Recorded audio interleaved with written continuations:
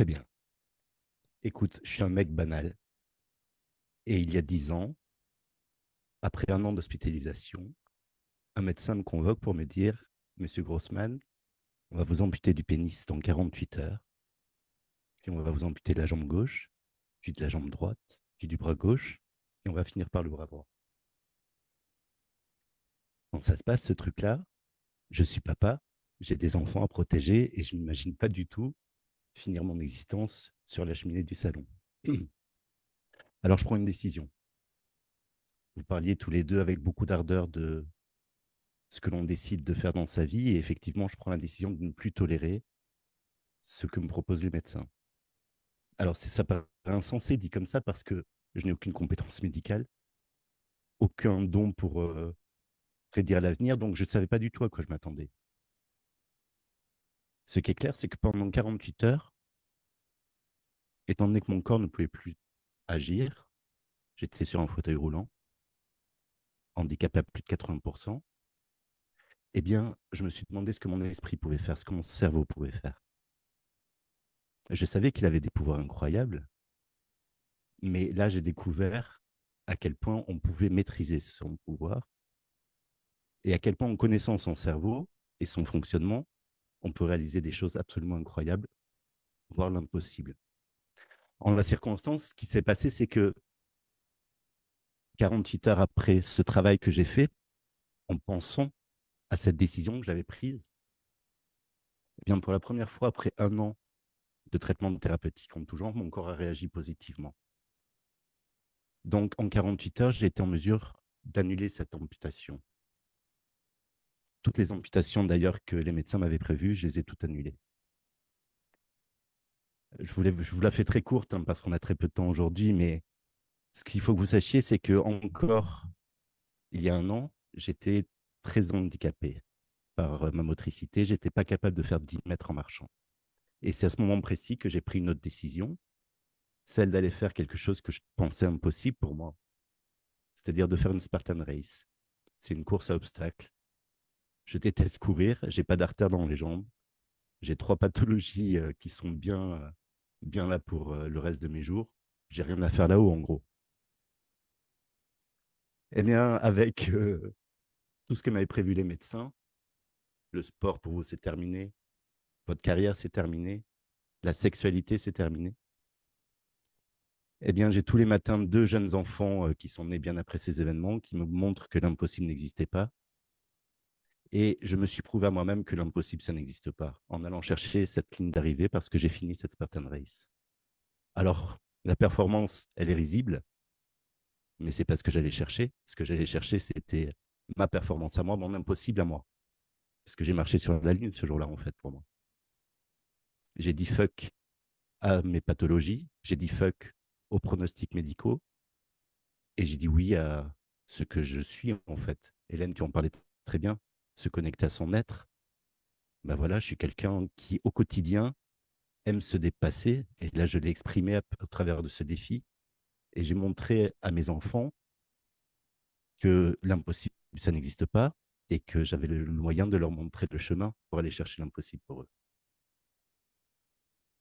Ça te convient, Arnaud? C'est assez Oh, pu- précis? oh, putain, et même moi je suis ému. C'est waouh, c'est ouais, c'est dingue, c'est dingue. Et, euh, et effectivement, ce n'est qu'une partie, ce n'est qu'une petite partie de ce que moi je connais en plus, hein, parce que je connais pas tout, mais je connais pas mal. Mais c'est juste dingue. Et vous voyez, en fait, c'est ce pouvoir de la décision, de dire fuck à la société, à toutes les choses qui me dérangent, et au fait de me comporter comme on veut que je me comporte et pas plutôt comme je dois être. Et super témoignage, Michael, parce que je pense que là, franchement, ça a remis les pendules à l'heure de pas mal de personnes. Quand on écoute ton histoire, on peut plus se permettre de se plaindre. C'est plus possible. C'est plus J'en ai possible. fait, je ne sais pas si tu le vois derrière moi, j'en ai fait le nom de beaucoup de choses, ma newsletter, Mm. mm, Stop Schwinning. C'est une façon assez clin d'œil pour moi de dire aux gens, prenons nos responsabilités en fait.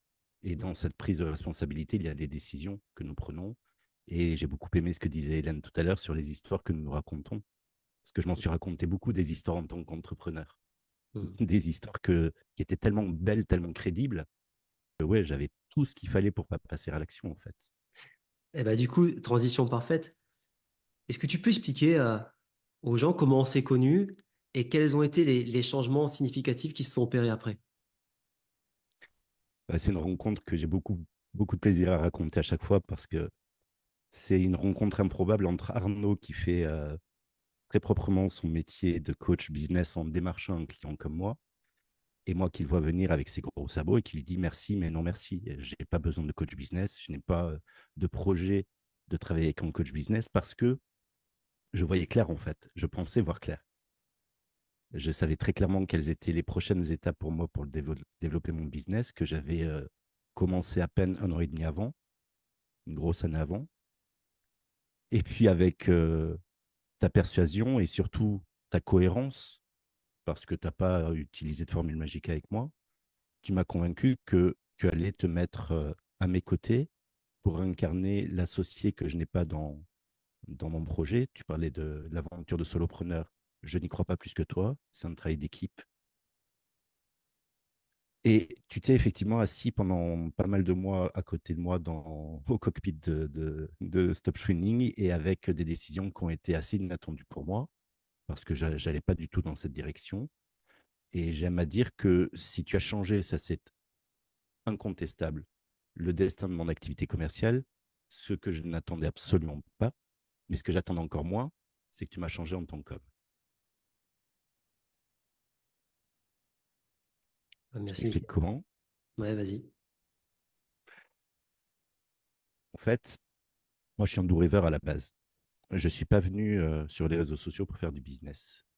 Je suis venu pour témoigner de cette histoire, une partie que je vous ai racontée, et surtout témoigner auprès de mes enfants, parce que j'ai des enfants, comme vous le savez, qui sont très jeunes, mais j'en ai d'autres qui sont des jeunes adultes. Et pour les deux générations d'enfants, je voulais qu'ils aient une trace de ma pensée. Donc c'est ça qui m'anime. C'est pour ça que je saute du lit tous les matins à 4 heures du matin, parce que c'est important pour moi. C'est plus fort que moi que d'aller gratter du papier pour témoigner de cette histoire et surtout de ses enseignements, parce que c'est ces enseignements qui sont beaucoup plus forts que l'histoire. Donc moi, le business, ouais, l'argent. Hélène, tu parlais très bien des croyances limitantes sur l'argent. J'en étais entouré, j'étais prisonnier de ces croyances sur l'argent. Et j'aime à dire que tu m'as changé parce que, en fait, tu m'as fait passer du statut de doux rêveur à celui de entrepreneur ancré dans la réalité, avec des choses très concrètes et encore une fois, on y revient, des décisions. Est-ce que ce que je faisais aujourd'hui nourrit vraiment, en vérité, sans me mentir, en mettant loin de moi les histoires que je me raconte, nourrit vraiment mes aspirations? Pour partie, oui. J'aide en effet des femmes au quotidien, quelques entrepreneurs, mais en fait, ça ne m'anime pas d'aider des entrepreneurs. Les femmes, ça m'anime beaucoup plus, pour des raisons personnelles. Mais ce que je constate, c'est que j'ai envie de plus. Ça, c'est très gentil pour aider les gens, mais est-ce que ça m'aide moi? Est-ce que ça me nourrit? Non, au bout d'un moment, il y a une espèce de boucle qui s'installe, même si chaque accompagnement est très différent et très impactant, hein. Je le vis chaque accompagnement avec beaucoup d'impact dans ma vie parce que j'aime voir mes clients atteindre leurs résultats. Mais en 1 an et demi, combien d'entre eux se sont emparés de mon message? Vraiment. En 1 an et demi, combien ont saisi ce message au point de passer à l'action? Ce qui m'intéresse vraiment là pour le coup. Ben, en fait, force est de constater que c'était assez décevant. Force est de constater que vendre, je m'en foutais et plus que ça m'écœurait un peu. Je trouvais ça pas très propre de vendre. Hmm. Et tout ça, tu l'as changé en quelques mois à peine, alors que j'ai une tête dure. Et tu as fait de moi quelqu'un non pas qui n'aime plus vendre comme je l'étais, mais tu avais pris ce pari que tu allais me faire aimer la vente. Pari réussi. J'aime aujourd'hui vendre. C'est un jeu pour moi de vendre. Je suis tout à fait à l'aise avec cet exercice.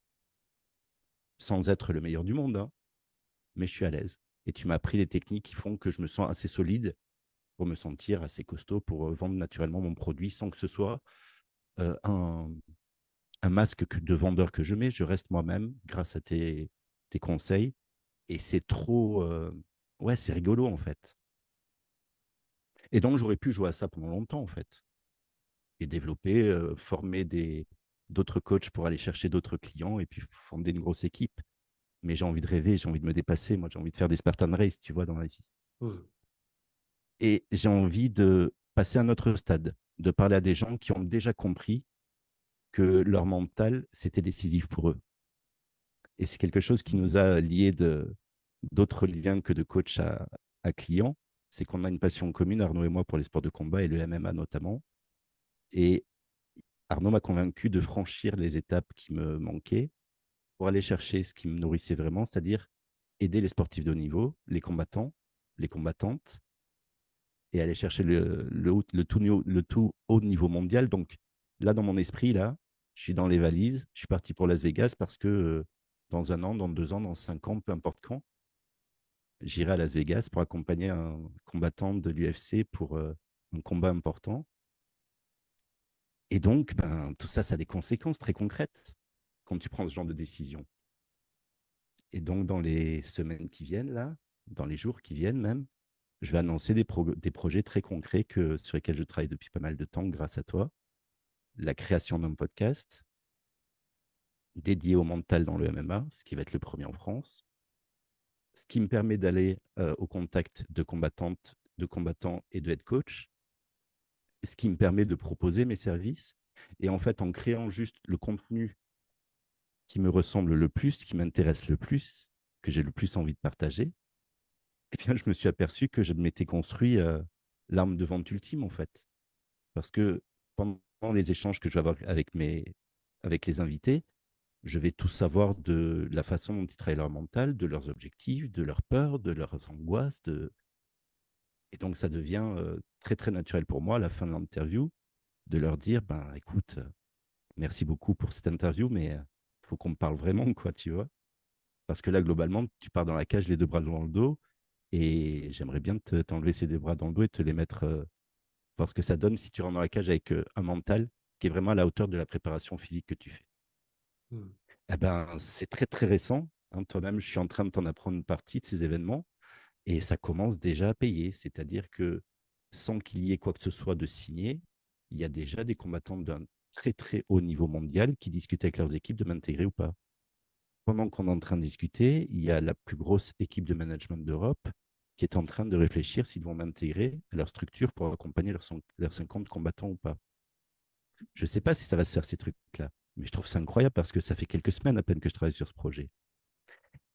Et tout ça, quand je vous disais que Arnaud m'a changé en tant qu'homme, jamais j'aurais pris ce risque-là si j'avais pas, non pas adopté, mais si je l'avais pas vraiment considéré que c'était autant à moi qu'à Arnaud, cette histoire de je n'ai plus de temps à perdre. Ça, c'est vraiment un truc qui a l'air très banal dit comme ça, mais ça change tout en fait. Parce que oui, bien sûr, j'aurais pu continuer à coacher des gens, à me former pour être coach sportif, à aller voir des combats sur place, à matcher tout ça pendant des années et des années et des années pour finalement ben, ne jamais le faire en fait.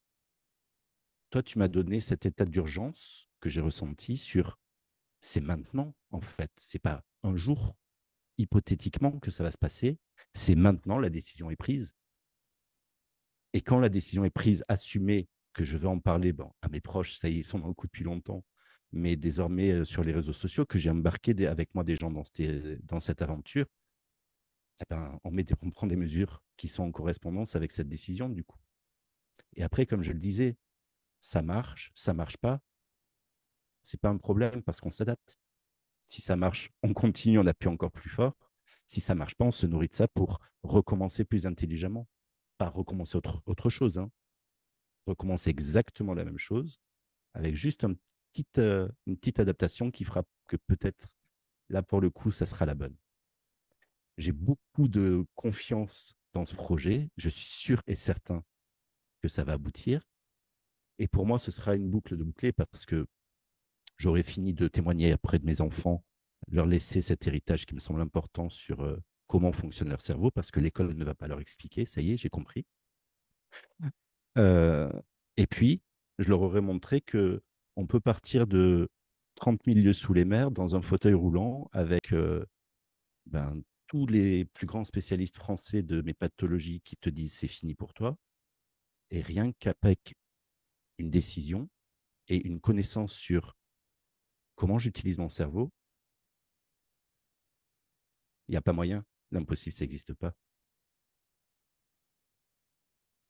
J'ai fait un long monologue, pardon. Ah, mais C'est magnifique. c'est super. Hein. Tu veux dire quelque chose, chérie? Non, je pensais à mon fils. Mon fils, il rêverait de venir faire un stage avec toi. On en reparlera. Ah ouais, bah tu m'étonnes. Ben, quand il sera en troisième, tu lui mets une valise et puis go, Ah, go la ah ouais, ouais, il a Haute-Savoie. même 16 ans, donc ouais, ouais, je pense que là c'est évident. Ouais, et je me souviens, tu sais, il y a pas très longtemps, tu me partageais que, oui, enfin, tu te destinais vers ce truc qui t'attire depuis très longtemps. On parlait d'accompagner Francis Ngannou, Cédric Doumbé, enfin, des stars françaises. Et c'est vrai qu'on vibrait tous les deux là-dessus. Et tu t'es autorisé ça. Et je me souviens parce que le jour où tu m'en as parlé, déjà tu m'as envoyé une photo, je voyais un enfant sur la photo. Et quand on parle, et vous avez ressenti dans le chat cette connexion à l'enfant intérieur. Vous voyez comme quoi quand on est connecté à son enfant intérieur, mais en fait, tout est possible. Effectivement, en fait, on ne sait pas quand, on ne sait pas comment, mais en tout cas, on y est, on est content d'y être et on sait que ça va bien se passer. Et J'ai juste un truc à rajouter, Arnaud, si tu me le ouais, permets. vas-y. Il y a un truc qui m'habite et qui est évident, bien que tu m'aies fait énormément avancer sur l'argent et que je veux aller chercher de l'argent. Je sais très bien pourquoi et combien je veux aller chercher parce que j'ai des projets pour mes petits. Ce dont je vous parle là aujourd'hui, si on ne me paye pas, je le ferai avec la même conviction, avec la même force, avec le même sourire. C'est pas le problème. C'est plus fort que moi que d'aller dans cette direction désormais. Hmm. Ouais. Mais c'est vraiment ça, c'est parce que tu es connecté à ton être. Et ça va beaucoup parler aux personnes qui nous écoutent. Quand on est connecté à notre être, on est connecté à une force qui est vraiment tellement plus grande que nous par rapport à nos croyances, voilà, le conditionnement enfin, voilà, qu'on a hérité de nos parents, de cette société, de l'éducation, etc. Tout ça, ce n'est que du personnage. Et là, Michael nous parle de cette reconnexion à son être. Et que quand on est reconnecté à son être, qu'est-ce qui se passe? On attire à nous les opportunités, les bonnes personnes. Michael, il a rencontré Arnaud sur son chemin. Est-ce que vous croyez que c'est un hasard que tous les deux se passionnent de MMA, de sport de combat?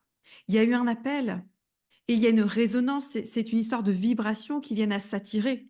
Et donc, eh ben, en fait, on se sert les uns les autres sur ce chemin. Et quand vous allez vraiment comprendre que la vie, elle est avec vous et que depuis toujours, ben, en fait, vous le savez au plus profond de vous, mais que peut-être vous êtes enfermé dans une boîte, dans un conditionnement. Mais le jour où, comme Michael, vous dites, non, allez, maintenant, je décide, je reprends le lead de ma vie. C'est moi le décisionnaire ici de mon existence. Je décide. Et du coup, je vais reprendre mon pouvoir. Du coup, je vais me laisser guider par mon être, par mon intuition, par ma guidance. Et j'ai toute confiance que la vie, elle va mettre sur mon chemin les bonnes personnes, les bonnes rencontres. Il va y avoir des mains tendues vers moi. Et donc, vous voyez, on a cette idée de vision. Le chemin, on n'en sait rien quelle forme il va prendre. Ça peut être tellement surprenant. Mais quand on est connecté au bon endroit, ça vient naturellement. Michael, tu peux le confirmer. Là, tu n'as pas eu à forcer. Tu vois, à un moment donné, les opportunités, elles viennent, les idées, elles viennent. C'est un fil que tu suis le C'est fil, en presque, fait, hein. c'est presque inexplicable en fait. Je suis un vieux monsieur désormais, donc les réseaux sociaux, c'est pas facile pour moi. On m'a dit d'aller sur LinkedIn, je suis allé sur LinkedIn comme un benet, mais aujourd'hui, il faut que j'aille ailleurs, tu vois. Donc je vais sur Insta parce que les boxeurs sont là-bas, les combattants sont là-bas. Je me sens pas bien sur Insta, c'est compliqué pour moi, tu vois, cette transition. Hmm. Eh ben, je tombe sur une annonce de ce fameux manager, plus gros manager européen sur Insta, qui n'est pas sur LinkedIn, alors que ça fait 2 ans que je suis tous les jours sur LinkedIn, qui me permet de monter à Paris la semaine dernière et de me faire remarquer et de faire en sorte que peut-être, dans quelques jours, ce gars-là va me rappeler pour me dire j'ai envie de bosser avec toi, quoi. Je voulais ajouter un truc qui me semble très important pour les gens qui nous écoutent aujourd'hui, insister sur le fait que je ne voulais pas travailler avec Arnaud. Hmm. Enfin, j'avais rien contre Arnaud, je ne voulais pas travailler avec un business coach, c'était pas le moment pour moi. J'avais pas l'argent pour le faire, j'avais pas budgété cette dépense.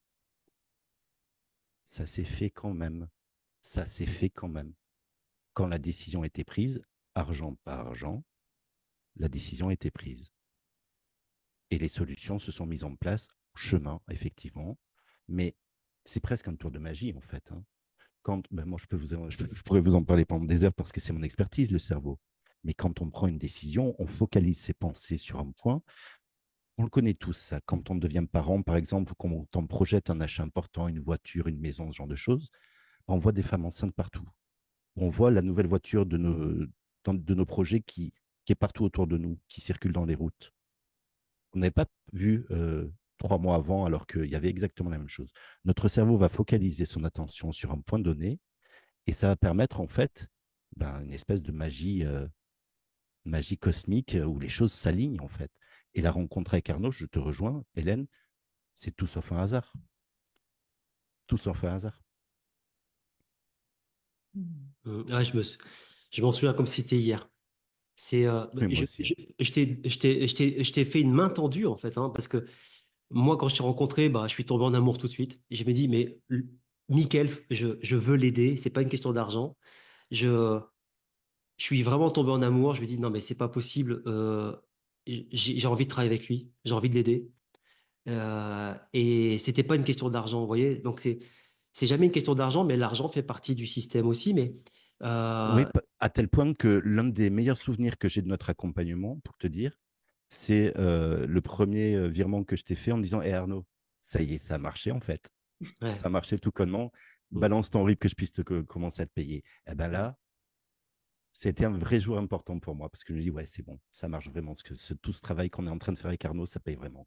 Et il y a un truc qui était prégnant chez toi, Mickaël, c'est que dès le départ, tu me disais, bon, écoute, j'ai pas trop envie de travailler j'ai pas envie de travailler avec toi dans le sens coach business, tout ça. Mais c'était, tu sais, Arnaud, j'ai la tête dure. Personne n'arrive à me faire changer d'avis, quoi que ce soit. Et moi, je dis, je te parie que dans un mois, tu adores la vente. Tu te souviens? Ouais, ouais, ouais. Alors, je pensais pas forcément à la vente quand je te disais ça, mais effectivement, c'est très difficile de me faire influer sur les événements, notamment sur des choses que je maîtrise, donc mon business, je le maîtrise. Et écoutez bien, ceux qui sont encore là, en l'espace de quelques semaines, Arnaud me convainc de transformer ma newsletter, qui est mon canal d'acquisition client numéro un, de prendre le risque de le passer de l'écrit à 100% à lancer la première newsletter 100% audio. De ouf, tellement évident pour moi, qui cherchais à comment présenter ma voix à mes clients depuis très longtemps. Il y avait un vieux podcast qui est dans les cartons, qui va finir à la poubelle, où j'ai essayé, j'ai pas réussi. Là, en l'espace de pouf, une inspiration d'Arnaud, une bonne recommandation. 3 jours plus tard, la newsletter d'après a été audio et j'ai plus lâché depuis parce que c'était exactement le bon move à faire à ce moment-là. L'autre chose, c'est que, comme je vous l'ai avoué, j'ai de gros problèmes avec l'argent. Je continue à le mettre au passé, même si je pense que j'ai quand même pas mal réglé de choses. Et à chaque fois, il y avait des frictions avec Arnaud, parce que lui n'en a plus trop de problèmes avec l'argent, en tout cas. Et donc, je l'agaçais avec mes histoires de oui, mais non, mais les gens qui n'ont pas les moyens de se payer mes prestations, je veux les aider quand même. Et au bout d'un moment, il me dit, mais Michael, mais prends la décision qui s'impose à toi, crée une ONG. Ah ben oui, mais merde, j'y avais pas pensé. Pour moi, c'était les autres qui peuvent créer des ONG. Ben, j'ai créé l'ONG Stop Shrinking où je peux me permettre, sans demander les accompagnements étiquettes que je propose à mes clients, d'aider les gens dans les écoles, bientôt dans les associations sportives. Et c'est OK, c'est clean, c'est aligné, comme tu le disais, avec beaucoup d'insistance, Hélène. Il y avait, et puis ce projet MMA, franchement, si tu n'es pas là à l'impulsion, peut-être que j'y arrive. Ouais, dans 10 ans. Allez, 5 ans si vraiment j'ai l'illumination, quoi. Mais au minimum, au bas mot, tu m'as fait gagner 5 ans, au bas mot. Moi, je pense que c'est plutôt de 10-15 et que c'est même au-delà que tous ces trucs dont je suis en train de parler avec beaucoup d'enthousiasme, je les aurais pas mis en œuvre autrement que dans mes rêves si je t'avais pas rencontré, en fait. Écoute, merci Mickaël pour ce témoignage. Je suis très, très touché, très ému. Je vous avais prévenu, hein. Je vous avais dit que ça, vous voyez, comme quoi le teasing, c'était pas du marketing à 2 balles. Écoute, Mickaël, on a hâte que tu nous donnes la réponse. Est-ce que tu vas intégrer les coachs, etc. Et puis, hâte de faire ce projet, enfin, on a dit qu'on allait aller ensemble à Las Vegas voir un match de l'UFC, donc j'ai trop, trop hâte. Et C'est j'espère que déjà tu seras dans le coin. Voilà. c'est sur l'agenda dans les trucs. à placer, à planifier. Il reste plus qu'à trouver la date, tu vois. Tu sais que Las Et d'ici Vegas, là, tu sais que Las Vegas, c'est ma maison, hein. ah, c'est ta maison. Moi, je connais rien du tout, donc c'est parfait. Je l'ai Tu vas fait, pouvoir m'aiguiller. je l'ai fait 10-12 fois, Las Vegas. Et c'est là où j'ai exposé, c'est là où j'ai eu ma révélation pour la photo. Donc, je considère que c'est ma maison, tu vois. On parle de Las Vegas pour ceux qui ne s'intéressent pas au sport de combat parce que c'est un peu la mecque des sports de combat, que les gros combats, c'est un passage obligé des sports de combat à Las Vegas. Ouais. Donc, bah, Mickaël, je te donne rendez-vous très vite à Las Vegas. Et quant à toutes les personnes dans le chat, bah, on se donne rendez-vous très vite dans les accompagnements ou alors sur le groupe privé Facebook où on fait effectivement des émissions quotidiennes, donc Hebdomadaire. voilà, hebdomadaires, pardon, C'est tous pas les mal. jeudis 13h, 30 minutes, parlons cash avec Hélène. Et on a été vraiment enchantés d'animer ces 5 jours avec vous. Encore merci, Mickaël, pour ta présentation, pour tout ce que tu as C'était un partagé plaisir. autour. Parce que C'était un tu plaisir. parlais, Merci beaucoup. je pense que tu parles d'héritage, mais aujourd'hui, tu l'as fait aussi avec toutes les personnes qui étaient là. Donc, ce message était tellement important. Merci à toi. Touché. Merci beaucoup, Arnaud. À très vite, tout le monde. Merci également à nos fabuleuses facilitatrices. Et on se donne rendez-vous à tout le monde très prochainement. Voilà, à très bientôt. Passez un bel